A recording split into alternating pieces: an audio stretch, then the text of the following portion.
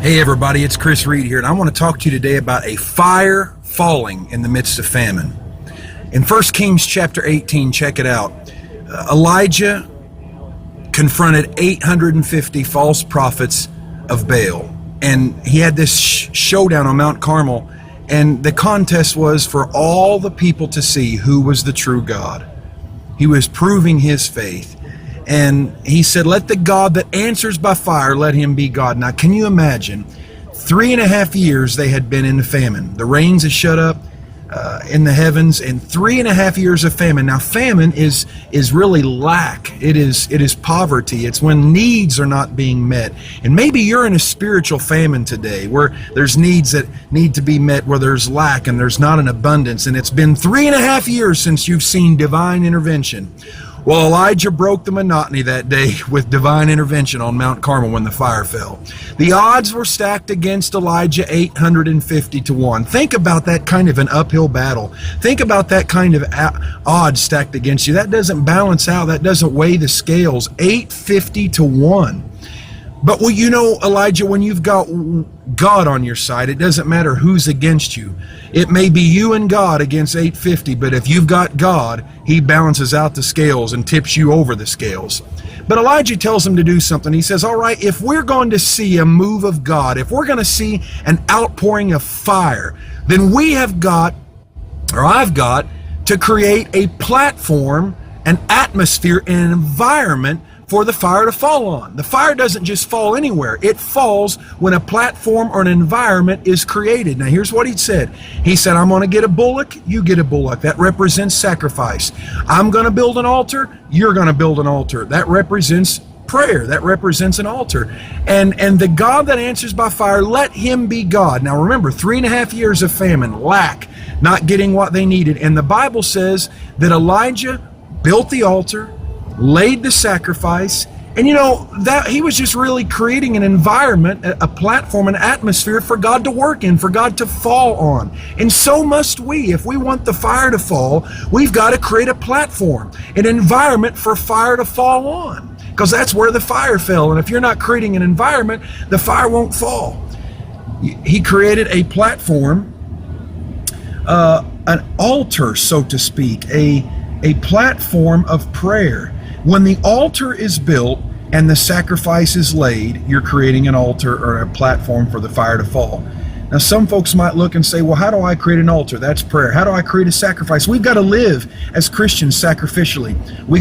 The Bible says a sacrifice of praise. Praise cannot be convenient. Sometimes it's got to cost you something.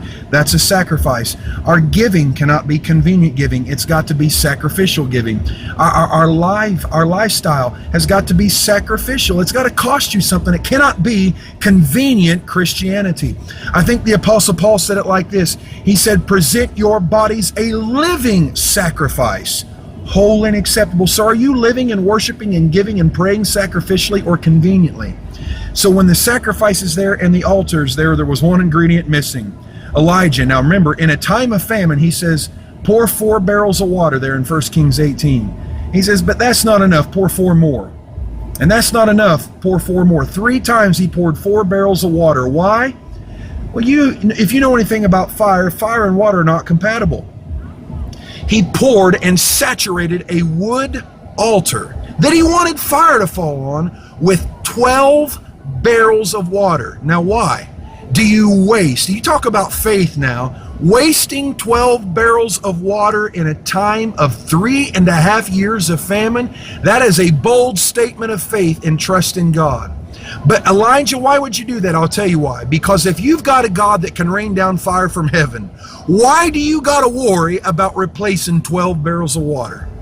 And he also did that to show, listen now, if I'm going to put 12 barrels of water, not only is that a statement of faith that I know that God is going to bring down fire from heaven and answer my prayer and prove himself to be God and help me overcome the odds 850 to 1 that are stacked against me, but he wanted to show that in a wood-saturated altar, that was an impossible circumstance.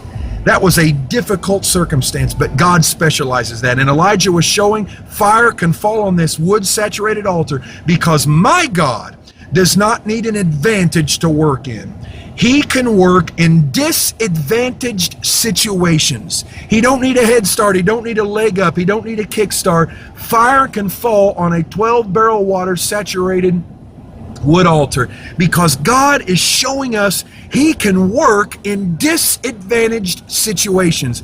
I don't care how saturated your wood is today with water. I'm telling you, God can work miracles in disadvantaged, difficult situations, and there's about to be divine intervention in your long 3.5-year drought famine where there's been lack, where there's been needs have not been met. God is about to break the heavens. He's just waiting on you to create an altar, to lay a sacrifice, to create a platform and an environment for the fire of God to fall on and that drought to end. Listen, if we're not Facebook friends, click my name up there, send me a friend request, and take time to share this on your wall. Someone needs to know they can create an atmosphere for God to move in.